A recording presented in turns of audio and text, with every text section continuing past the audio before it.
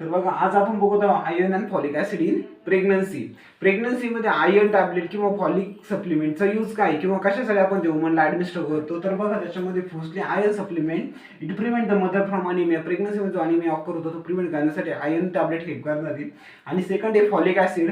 Folic acid it prevent the baby from the neurotic defect. आईच्या गर्भामध्ये जे बेबीची growth होते त्याला न्यूरोटिक डिफेक्ट होण्यापासून ते प्रिव्हेंट करणार आहे. त्याचा डोस जर बघितला तर आयर्नचा डोस असणार 100 mg आणि फॉलिक ऍसिडचा डोस असणार 0.5 mg. त्याच्यामध्ये आपल्याला ऑलवेज रिमेंबर लक्षात ठेवण्याचे पॉईंट्स काय काय तर बघा फर्स्ट आहे it start from the second trimester to end delivery. आपल्याला त्याच्यामध्ये सेकंड ट्रायमिस्टर म्हणजे थर्ड मंथ पासून स्टार्ट करायचं up to the end of the delivery पर्यंत. म्हणजे त्याच्यामध्ये 180 डेज किंवा 6 मंथचा कोर्स इथे कम्प्लीट करायचे. नेक्स्ट पॉईंट बघितला तर take with vitamin C for good absorption. त्याचं प्रॉपर किंवा गुड ॲब्झॉर्प्शन होण्यासाठी आपल्याला व्हिटॅमिन सी सोबत ते ऍडमिनिस्टर करायचे. नेक्स्ट बघितलं टेक एमटी ॲट स्टमक. जेव्हा ती वुमन्स तिचं स्टमक आहे ती एमटी असेल त्यावेळेस आपल्याला ते ऍडमिनिस्टर करायचे.